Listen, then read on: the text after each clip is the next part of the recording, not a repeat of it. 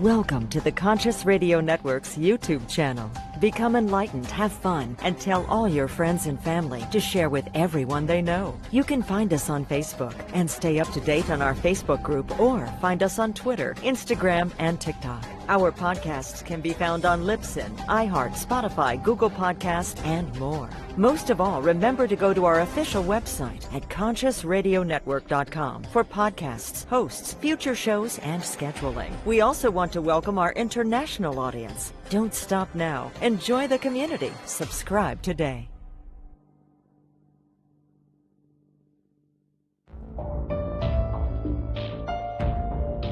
This is the Conscious Radio Network.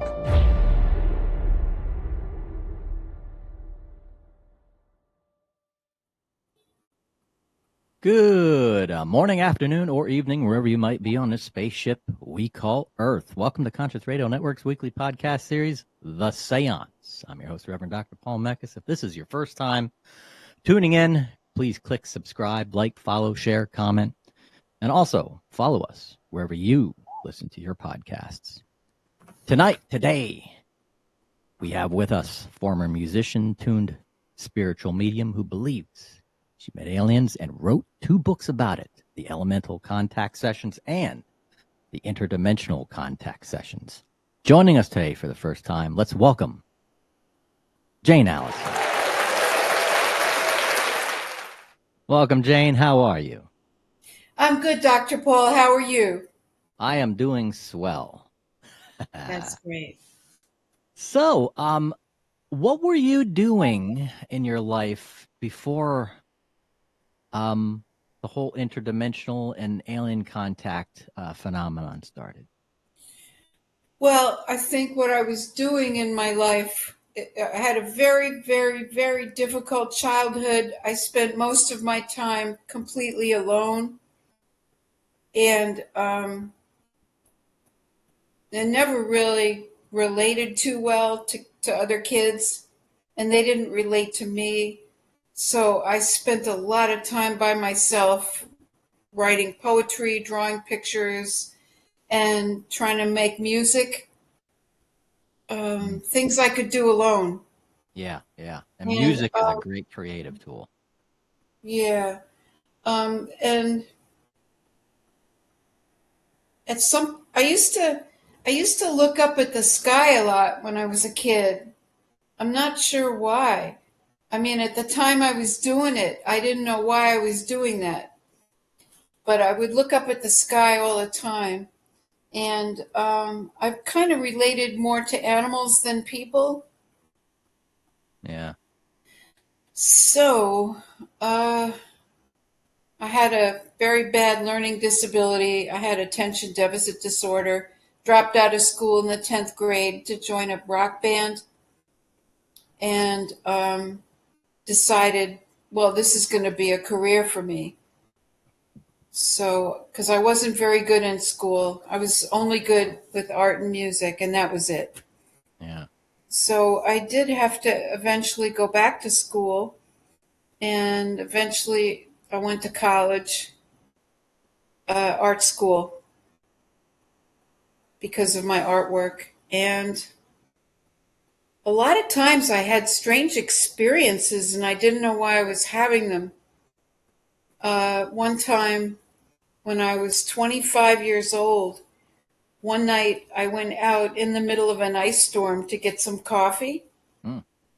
And the ground was all ice, but somebody dropped a banana peel on the ice. And I stepped on it and I went flying up into the air. And I was headed down head first. Ooh. Somebody put their arms under me and lowered me to the ground. And I went to say thank you, but there was nobody there. Yeah. And I just assumed that it was my dead father's spirit protecting me. Because I didn't know anything about angels at the time. But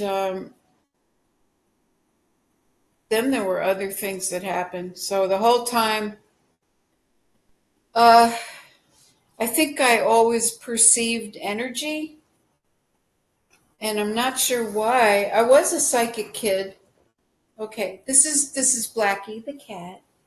He's a Ah, rescue. okay. Say hello, Blackie. She wants Oh, to be a star. come on, come on, come on. No, he wants to be part of Oh, this. He's going to stay. Okay. Yes, cats are people too, Yep. and so are dogs. So, then what happened? I always believed UFO aliens, it was possible. I always believed it's possible to see a UFO when I was younger. And I was playing music with my band, and we were rehearsing in my boyfriend's building, which his father owned because he was a multi-billionaire.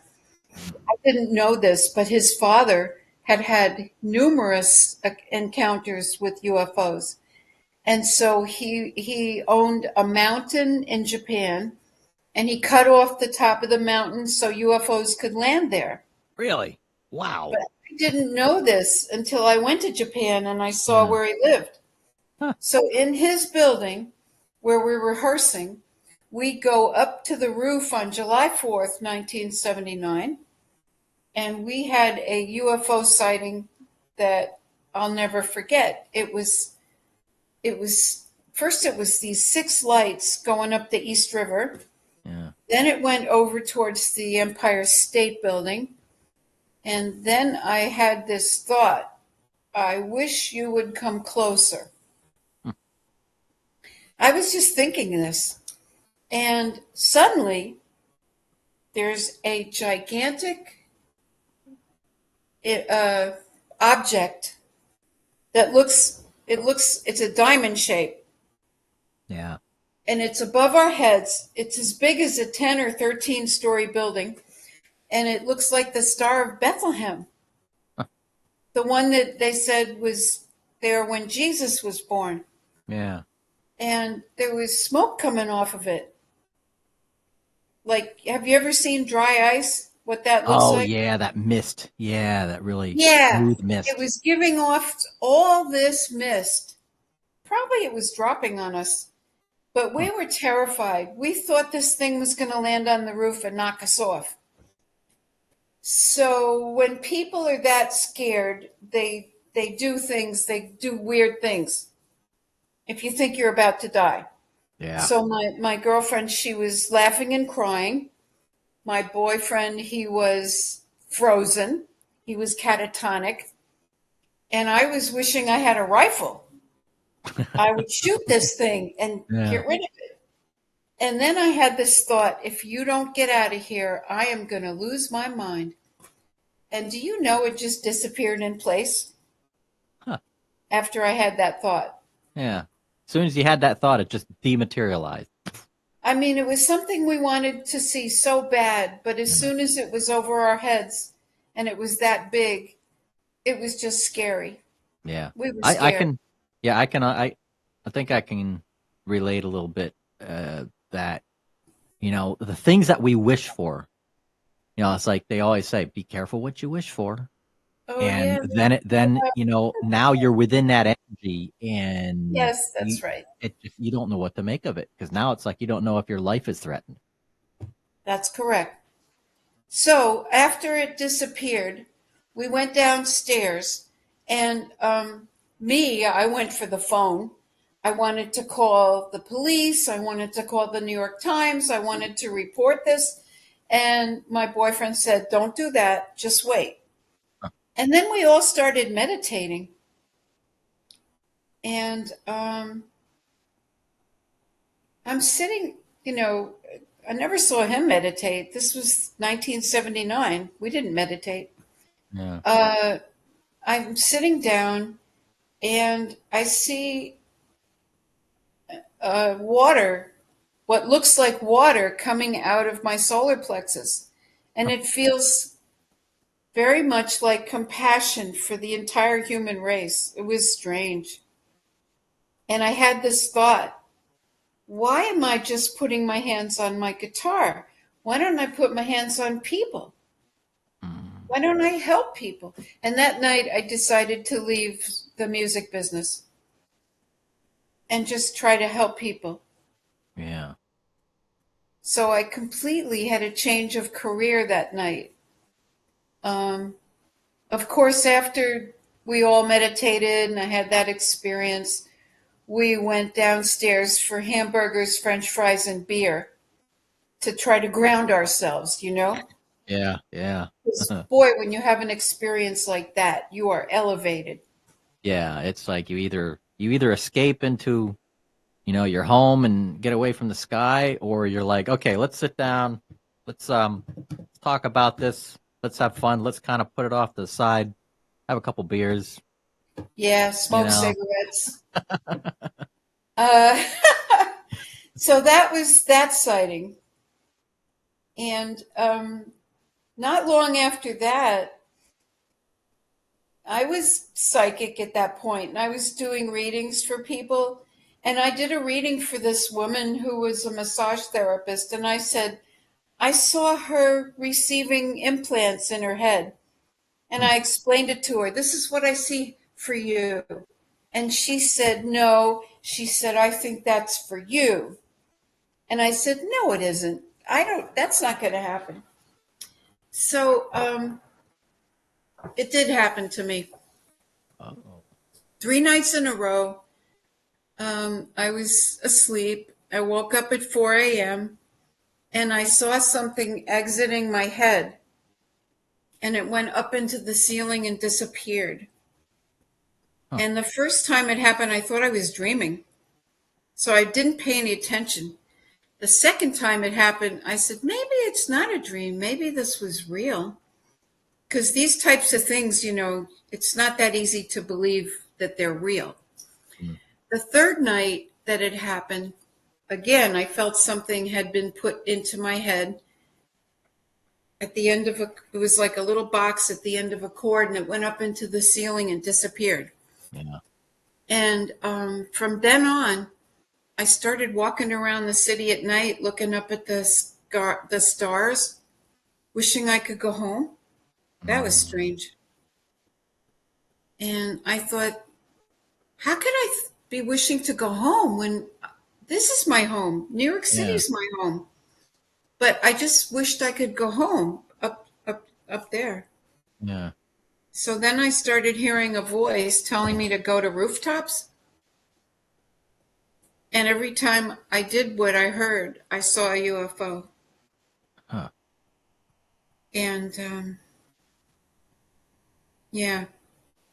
And then that explained why some of the music I wrote was like it was. I wrote a song called Martian Love when I was in the band. Yeah. And it was about a sexual encounter with a Martian on a highway. And that never happened to me. So I don't know where that song came from.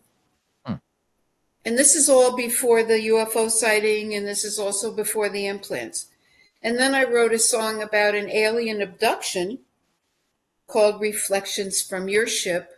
Of course, these songs are on YouTube and iTunes and Napster. But when all these things happened to me later, that's when I realized why I wrote this music. Yeah. I was just channeling that. Yeah. Yeah, because that's what's so interesting about it. And to kind of give it a little bit of a backstory is after, we've had a discussion. We've actually had a really long phone conversation before this show. And we've kind of looked at the parallels between your life and my life. And we share, we kind of have similar life paths. And I can definitely relate with what you're telling us. And as far as channeling and even some of the art that you create, whether it's music or drawings or paintings, it doesn't matter. That idea, that energy that comes in when we create something is a channel.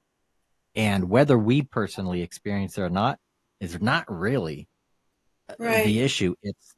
it's information that we channel, whether it happened to somebody else, Right. or that it has happened, or is about to happen to somebody else. Yeah.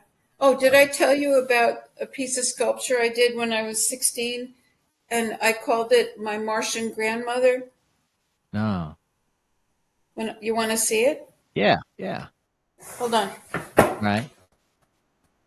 And for those who are either going to be listening to this on the audio versions of the podcast, on all the audio podcast platforms, definitely go and go to the description of in the podcast, and you can actually click on the YouTube and actually see this. Oh, that's cool. This is the Martian grandmother, and I did it when I was 16. And I don't know why I did this. Huh. But there was always like an extraterrestrial theme to stuff I wrote. Yeah. And then there was this. Huh. I can't imagine that there is a Martian grandmother, but I made this. That's cool. Yep. And then one morning I woke up and I heard myself talking. I was talking as I was waking up, and I kept saying, I am from space. I am from space. I am from space. And that turned into a song called Fall from Grace. Oh, wow. And that's on everywhere. That's on YouTube, iTunes, and Napster. Yeah. So, and then when we recorded it, we didn't even have to rehearse it. Everybody knew exactly what to do, you know. That's cool. Now, yeah. with all of the band members and all the musicians that you were working with a lot of this music, did they kind of, they got it, or did anybody go, okay, what's she doing? What's happening? Well, my drummer was my roommate. He was great. And my guitar player and my bass player, they were Broadway musicians. And they did a lot of session work with a lot of bands. Yeah.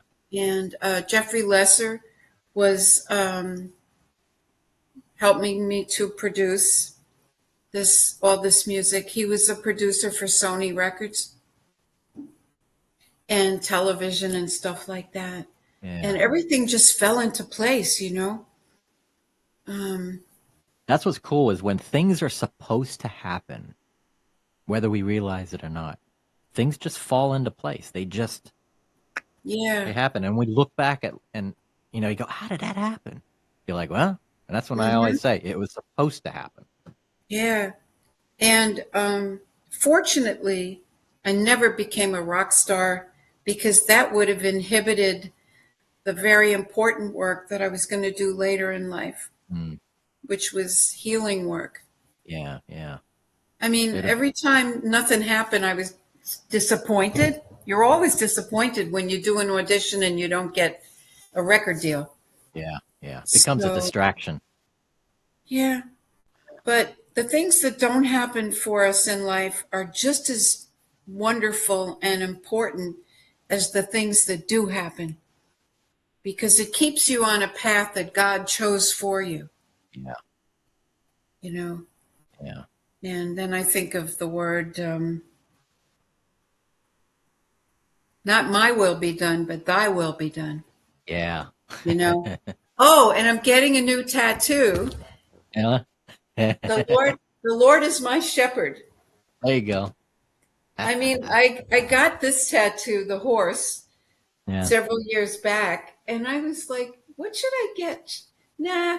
And it never turned out. I was going to get another horse, because I am a Sagittarius. But today I was doing a session with a woman, and we talked about pieces from the Bible and stuff. I don't belong to any religion. Okay. My religion is God and Jesus. And that's about it. Stop. Don't bite me. For those who are listening, that's the cat. That's her cat. That's so, the cat. Yeah. No, Paul didn't try to bite me. I'm his pet. Yeah. Yep. Okay, get in there. Get in Yep. there. Okay, good. Yeah. Yeah. Our pets own us. We don't. It's not the other way around. Yep, I'm his cat. I'm his Yeah. cat. So the older I get, the more I relate better to animals than people. Yeah. I have a Yeah. great time with the birds every morning. I go outside, I yell, breakfast, and like 50 or 60 pigeons and sparrows and doves come flying out Oh wow. every morning. Every morning. Now So let's what else? let's Yeah. get into the book here. Is Yes, you've the got that book. Interdimensional Contact Sessions, which came out in 2020. This came out in 2020, correct? Did it? Yeah, I was I looking at think I put it together in 2017 or yeah. 16. Yeah. Wow. Um, I that love was the cover. really, The cover is awesome. you like it? Yeah. Good. Yeah. Yeah, I worked hard on that. Um, Ushering in, subtitle is Ushering in the 22nd Century. yeah. Yeah. Yeah. So tell us a little bit about the book. Well, I had a UFO sighting on the New York State Thruway Mm-hmm. that was pretty dramatic. It was pretty scary. I thought I saw a plane about to crash. A big 747 jumbo jet was headed towards the ground. It crossed over the thruway and it was on the way down. And I was like, oh my God, a plane's going to crash. What's going on? And before it crashed, it banked a hard left and came right at me. Ooh. And I thought I was going to die. I stepped on the gas. Yeah. And then it disappeared. It just evaporated into thin air. And I called the police. They thought I was drunk. I went home. I told my boyfriend about it. He thought I was making it up. So I did something I was trying to avoid doing for a very long time. Yeah. I looked up a UFO group that was run by a guy named Nick Curto. Yeah. Because I think I realized if this plane it became invisible, then it has to be a UFO because they can shapeshift. They're shapeshifters. Yeah. And so I ended up meeting with him. I told him about a lot of my experiences. And we started meeting every week. And one day I'm driving and I felt somebody tap me on the shoulder and said, I want to talk. So I told Nick. So we get together and we didn't have a tape recorder that day. We just wrote down. And who was it? It was the guy who created the way chemtrail planes function. Mm-hmm. And so he had been murdered. He said he had been murdered. He gave us the name of the company he worked for in Canada. We looked it up on the internet, and there was a company like that. Wow. That was weird. And so I started channeling soldiers, dead people. Every week we got together and we started taping it. And then I told Nick, I'm really bored channeling dead people. I'm like, I'd like to channel an alien. Yeah. And then an alien came through. And I'm not sure which one came through first. I don't know if it was, but Michael was there, and I thought he was from Venus, but he's an archangel. I haven't got the book in front of me. What was the first one? Yeah, the first, and I stand corrected because copyright was 2017, so it was first released in 2017, and then the first edition. Yeah, that's what I thought. Okay, yeah.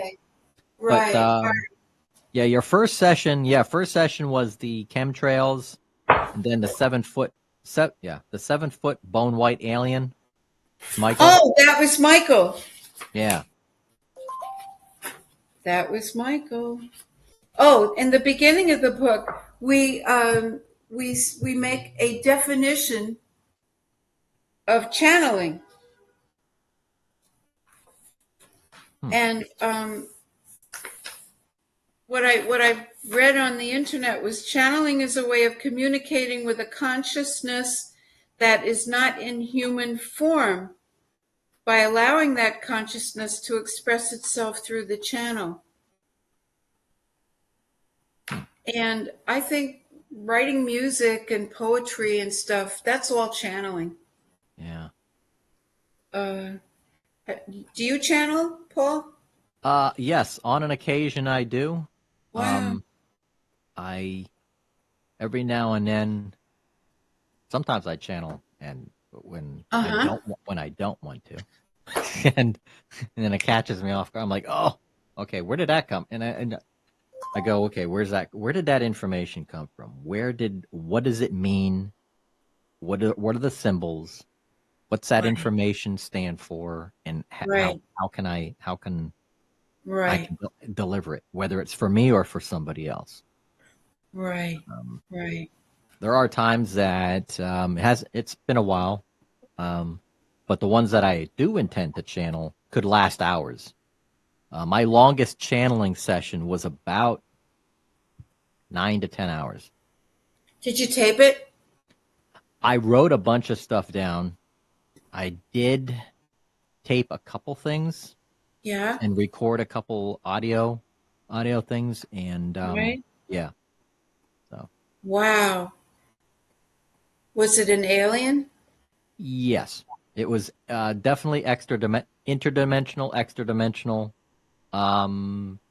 and in scientific terms and in logical terms, yes, it was extraterrestrial.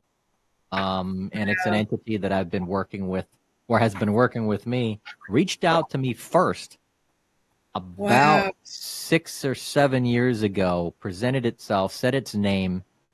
Then I started researching it, and within a year and a half ago, I had a local intuitive artist. It channeled through her. She painted a picture of it. Oh, wow. And presented it to me. She had no idea she knew who I was, but she knew nothing about me. And oh my goodness. Wow. It was telling her to tell me that, or ask me, have I ever had any extraterrestrial experiences? And she goes, what are you talking about? What? Really? And yeah, and then she's been on the show before. Actually, her show is going to be when this episode comes out with you and I, it will actually it will come out actually before this one. Siobhan Mays, she's here in Florida, and for those who are interested in seeing that picture, it presents itself as a dragon, but oh my goodness, a lot of relation with my sign, born in a year of the dragon. And with all the dragon. What's your astrological sign? Aquarius. Aquarius. Yeah. Wow. Right at the cusp, right at the end, January 31st. Do you know who Grant Cameron is? That name sounds so familiar. He is a very famous UFOologist from Canada. Yeah. He's all over the place. I did a show with him once with Timothy Green Beckley. Yeah. Who was a UFO publisher. Huh. And I used to draw these circular designs, and he told me that there was a channeler up in Canada that drew the exact same type of art that I was doing. Wow. I'll send you a copy of this woman's art, then I'll show you some of my stuff. Yeah, absolutely. Yeah. Absolutely. So, in general, in this book, what I got from one of these aliens, they don't want us to come to space, and especially the entity from the moon said do not colonize the moon.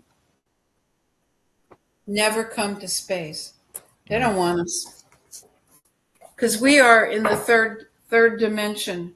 And they are of a much higher dimension. Yeah, fifth, sixth, seventh up. I mean, it's almost endless. But yeah, we're stuck. We're in the third dimension, which is really at the bottom. We're at the bottom of the totem pole. But and I've always felt this, that until we evolve, we really need to spiritually evolve. And as a joke, I keep telling this to people. I'm like, if I was an alien, if I was a highly intelligent, advanced being, and I was looking down on this planet and seeing all of what's going on today, would I want to be involved? Would I want to make my presence? No. I mean, we get all high strung and go crazy on simple things, killing the environment, killing each other. We get into a tiffy about, what type of, syrup bottle I'm using for my pancakes the next morning. It's like, I'm like, really? It's like, nah. We are too materialistic in this world that if I was an alien race, I wouldn't. I'm like, no. Yeah, let's leave them right. for themselves. One of the aliens said to me, and his name was Scarf, and he was from Saturn. Said eventually people will be communicating with animals the way they communicate with people. That is how you know you are evolving. And he said, we live between 200 to 2,000 of your Earth years. You can't. That is why you are stupid.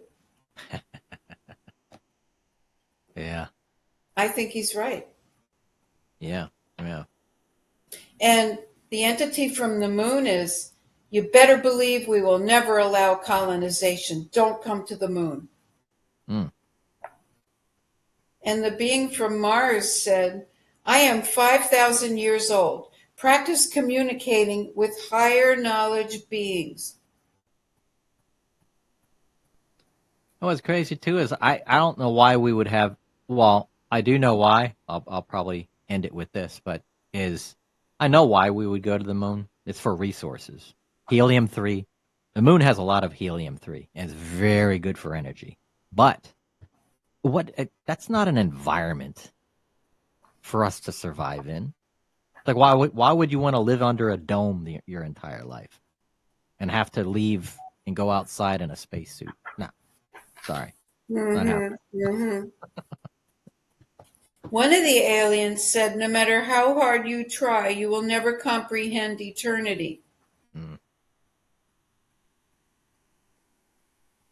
And another one from Neptune said, if you live long enough, you will transform into pure love. And I feel like that's happening to me right now, especially after spending a month with Jesus. I go outside and I just feel a huge amount of love for everybody I meet. Yeah. And I wasn't like that when I was a lot younger. Yeah, we get wise as we move on in our lifetime. We experiment while we're young, mentally, physically, emotionally. Yeah. And get bombarded with all this crap.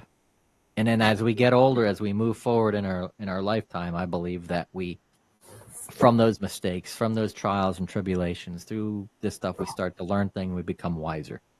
Right. And we tell everybody else, we tell the young people, hey, don't do that. Do they? Are they going to listen? No. No, because they have to experience it for themselves. Yep. Right? Yep. Yeah. I did a lot of crazy things. Same here. And I didn't have brothers and sisters, so the only siblings I had were dogs and cats and birds. Yeah, and that's another parallel that we share is I have no direct siblings, no brothers or sisters. I'm the only child. Right. The only living heir the only living person in my family, right, directly is my mother. Right. You know, Right. and yeah, it just, feel like the lone wolf, so to speak. And I lost my dad when I was 9. And after that, I don't think my mother really wanted to be a mother. And I Mm, ended up getting sent away. yeah, And I was on my own, I guess, from 15. I got sent further away. Um, you learn to take care of yourself. yeah, You learn to be independent. Everything we think is a terrible thing might just be a blessing. got that right. Yeah, You know? some of the You, tragedies that we face in our life ending up yeah. afterwards All being a of the blessing. pain. Yeah. All the pain I experienced when I was younger made me into an empath. Yeah, yeah, Empaths have to have difficult childhoods so they can develop empathy for other people. yeah. Let me people can find you on Facebook, correct? Is that the best place they can find you? Oh, they can, yeah. Oh well. Jane Allison. Yeah. You sent me that one, Oh, no, no, no, no, no, Jane.kun.3735. no. No, not that No, one. All that's right, let's not the take that one one. off. Yeah, Jane Allison. Yeah, and they can hear my music on YouTube under the name Shanghai Lily Dublin because I have a publisher, and That would be that one. they're called Jallylson. Alllyson. There Yes, you go. that's Awesome. me. Yep, and I don't think I'd even be on YouTube or anything like that if it wasn't for the publisher. Yeah. I don't know how to promote myself. I was never good at business. I was just good at creating things, you know? And I even have a publishing company for my books, but I don't sell them. I give them away Yep. Yep. because I don't need the money. There you go. I'm That's a not blessing rich, too. but I don't need the money. That's a very cool spot. That's a really interesting and cool spot to be in, is, not being rich but having enough and not having to worry about it. I have a roof over my head and I've got food in the fridge. Exactly. So that's good enough for me. Yeah. And I have a lot of love in my life. There you go. Yeah. Yep. I think we can't live without love. The whole time when I was a kid, I kept looking for more love and more love and more love, and I wasn't finding it. And so I was in a lot of pain when I was a kid because I said, gee, what's wrong with these kids? Yeah. They were mean. I met a lot of mean kids, you know, Yeah. Yeah. that just needed to be like everybody else. They just wanted to be like other kids. Yeah. I was in school. I had curly hair. Everybody had straight hair. So I got teased about it. They And I teased was, you about your hair? yes, and they teased me about my nose because my nose was broken when I was 6. Ah. And I was also 5'7" in the ninth grade, 6th grade, 7th grade. Yeah, in the 5th grade, I was 5'7". Everybody else was like 5 feet. So I just used to hang around with this guy who was called John the Giant. He was 5'11", and he had a pituitary problem. So me and him were friends. There you go. Yeah. I was So bullied a lot too in school. And were you? and Yeah. definitely a lot. And it's interesting because, one, I don't remember why. It was just off of stupid stuff. It's like, why? It's Because always bullies stupid today is stuff. they just want attention. That's what it is. Bullies want attention and power, Yeah. so they can get more attention. Yes. But there was a time where this one bully, everybody hated him. Everybody was afraid of him. And he did something to me in class that he pushed the wrong button. He pushed the wrong button at the wrong time. And I showed he met the real me, the dragon, the sleeping dragon. The dragon. He met the sleeping dragon within me. And wow. He was like, whoa. From then on, we were friends. He left you alone. He left me alone. Well, I got the worst advice. My mother said, turn the other cheek. Don't stoop to their level. So I just kept getting bullied, and I got bullied until I dropped out of school and came back to school in a rock band and performed at one of their dances. Yeah. And then they wanted to be like me. There you go, right? Because they said, what? She's in a rock band? And then it was okay to have wavy hair, curly hair. And then it was okay to have a big nose. The guitar player the guy in the band had a big nose, and he was tall. They were all older. Yeah. Yeah, it's amazing. It's amazing when, we're younger and you're all these other kids and your peers are just, they look at you, they bully you, and next thing you know, you create something that gets their attention, and they're all envious. Now they're all jealous and envious, and they want to be like that. So on YouTube, somebody made a little film about my book about school bullying. It's called Edelnose, the girl who got bullied in school. Huh. And this filmmaker turned the pages and spoke. And I'm going to send you the book, actually. I think I'm going to send that to you. Because I worked on that book for 5 years. Wow. And I can't get a publisher. I approached the Board of Education. Yeah. Because the book teaches kids how to get their power back. Yeah, yeah. And that bullying can make you stronger. It's not the worst. God is behind everything that happens to you. Yeah. And so God sent the bullies. And I'm going to send you that book. All right. We can put it on put the book on our website, the consciousradionetwork.com website, because we have an author's table.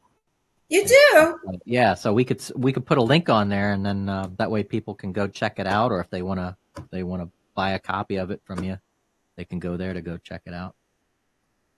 Well, like I said, I don't sell my books. I give them away. There you go. Even better. They could pay for shipping if they want. Yeah, there you go. You don't have to buy the book. There you go. But it just teaches you that everybody is special. That being different is not a bad thing. It's a good thing. Yeah. Because if the whole world, how boring would the world be if we were all the same? Very. Like, really? It's like we have to have that individuality. We have to have that diversity. That's right. Yeah. There's a lot of things that we share. The human race shares what we call the collective consciousness, which is how us mediums and intuitives tap into. Yeah. But the individuality is what makes life so special. Yeah. I grew up being hated by other kids, by my teachers, by family members. And I think that was a valuable experience. Yeah. Because it taught me so much about love. Yeah. Because that happened to Jesus too, He was hated by a lot of people. So much that they killed him. Yeah, especially the royalty. Well, to the royalty, he was a threat. When I was 18, I heard a voice. I was up in White Plains doing my college homework. Mm-hmm. And I said, "Who's this?" And he said, "Jesus." And I said, "How do I know it's you?" And he said, "Ask me anything."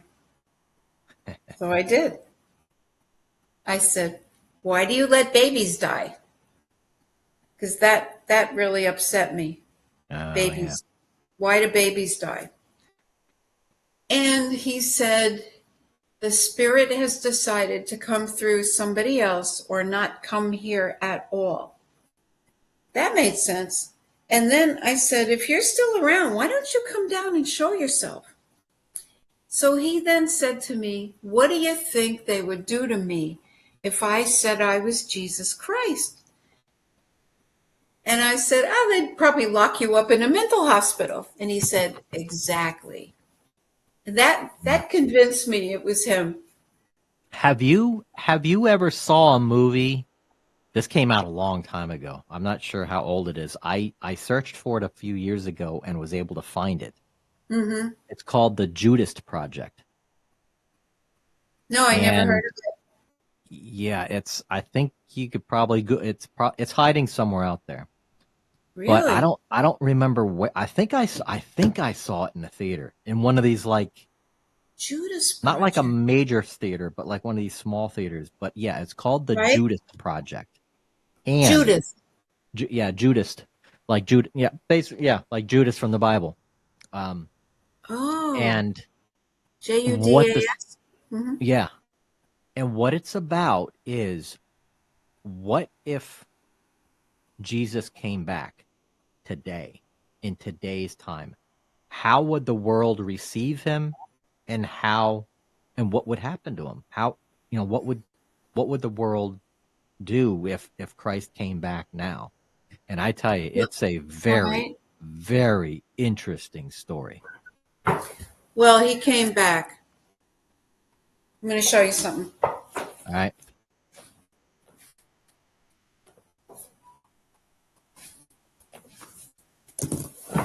He came to me again 2 months before I went on a trip to Arizona. Yeah. And he recited the entire 23rd Psalm in my right ear. Huh. I didn't know who was saying it, but when I got to Arizona, me and my friend, we picked up a hitchhiker. And it turns out the hitchhiker was a serial killer. Whoa. And the day he tried to kill me, he was like, he had a rope, and I think he kept staring at my throat. He was going to strangle me. And I started reciting the 23rd Psalm. And I recited this Psalm over and over and over again. And he calmed down, dropped the rope, and I escaped. Wow. And just this 2 years ago, Jesus said that was him giving me the Psalm, because I'm not a religious person. I didn't read the Bible. I don't belong to a temple or a church. Yeah. When I was 9, I was enrolled in Sunday school in the Jewish religion. Yeah. And one day I asked my Sunday school teacher, who was Jesus? And my Sunday school teacher said, oh, the Catholics made him up. I knew he was lying. I got so mad. I left the Jewish religion that day and I never went back. Wow. And then I was kind of mad at God for a few years for killing my dad. And then I just decided to look for God in a couple of churches. I didn't find him there either. But eventually I found that God was always with me wherever I go. Yeah. And God is a part of me. And Jesus says, your body is a temple, your body is a church, your body is a mosque. And I believe Jesus is a part of us also. Oh, yeah. Because what we're talking about is love. Mm-hmm. We're talking about the different frequencies of love. Yeah. He is everything. He is the all. And if we choose to allow God to come in and be part of our lives, then amazing things will happen. But if we step away from that, we go off to go off on a tangent onto another yellow brick road. Yeah, it just, and we see it. I mean, we always, there's so many people ask out there, I feel, we always ask, why does God do this and why does God do that? And just, tornadoes and catastrophes and all this tragedy that's going on in the world. And this was something that what I had channeled, this was years ago, and what I had channeled was the answer. The answer to this question, because I was always big in science, was the answer to all these tragedies is, it's not tragedy. It is the physical shift between the two areas that we are perceiving as tragedy. It's our perception of it. Right. Of it being tragic. Because it has to, things are never static in the universe. There's nothing static in the universe. Things have to move around and But when things go from point A to point B or traverse from this state to another state, something does happen and has to happen. But when we perceive it, we perceive it as tragedy.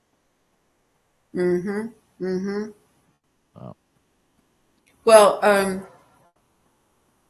I recently was in a very bad car accident, and because I believe that God's behind everything that happens,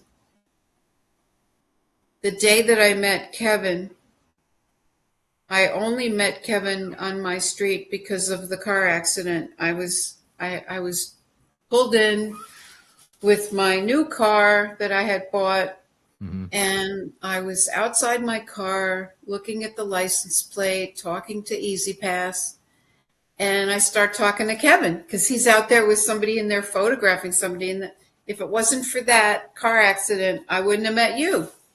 Yeah. We're always exactly where we are supposed to be. Yep.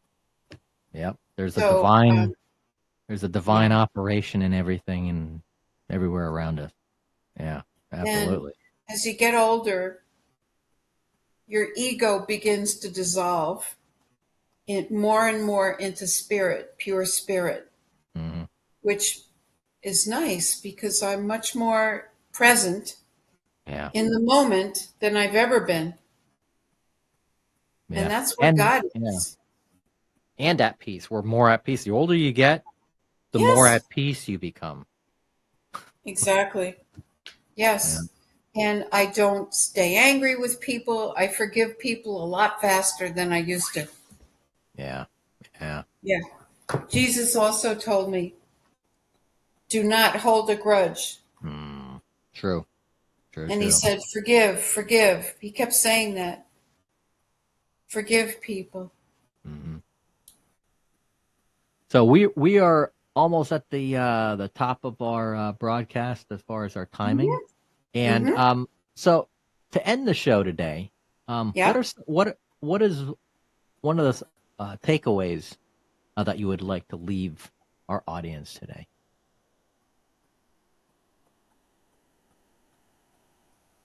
Of course, we named a lot of takeaways. Yeah. Just okay. Here's what I would like to say. Just when you think you are completely alone, you're not. God is there. Jesus is there. And maybe an angel might be there. You can't see them.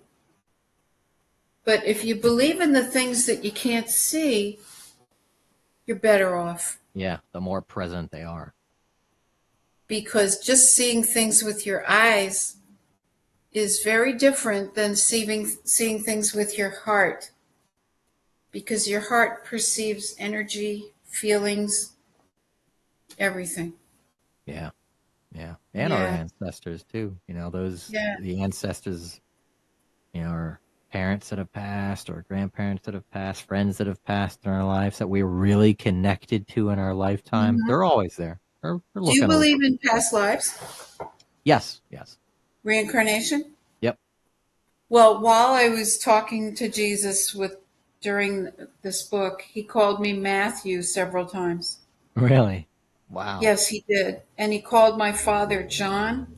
Huh. And he said my dad was one of his disciples. Oh, wow. That's And cool. and my dad wasn't like anybody. He was so full of love. Yeah. And he died so young. And Wow. Jesus says sometimes angels die very young when they come back and they don't have anything to work out. They go. Yeah. Huh. Yeah. Yeah, And that makes sense. prayer is really powerful. Oh, yeah. Very. So pray. Pray for and, what you want. pray and Don't meditation. just sit and wait. Pray. Yeah. Yeah. You'll always get what you need.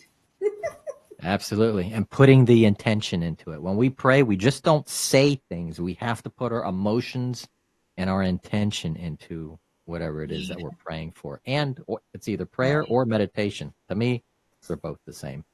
Yeah. So. And, I just want to say most of my music is fifth dimensional music. Sweet. I don't know where these lyrics and things came from, but it's all fifth dimensional channeling. Yeah. That's why I never hit single. It will be. There will be. It'll happen at the right time.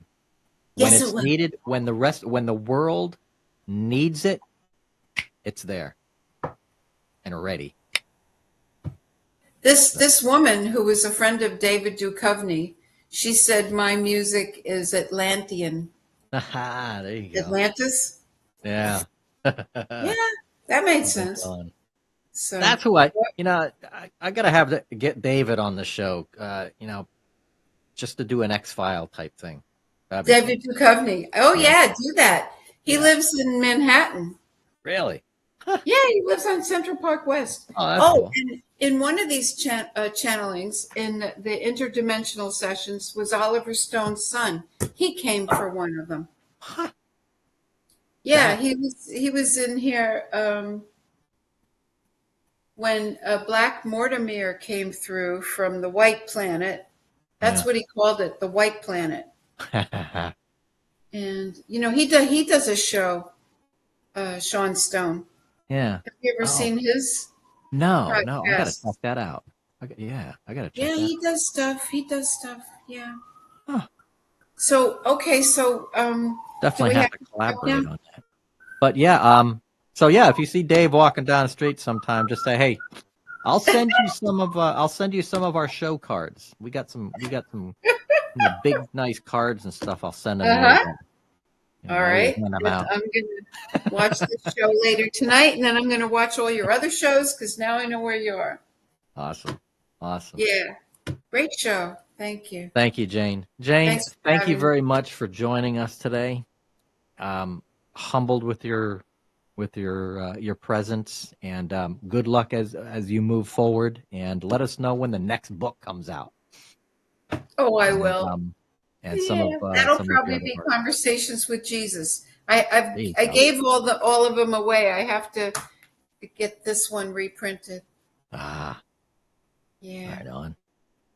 Okay. Awesome. Jane, I'm going to send you the book on bullying. Thank you for having me on your show, Paul. Blessings, my friend. Blessings. Blessings. Thank you, everybody, for watching Conscious Radio Network's The Séance. And until next time, we will see you next week.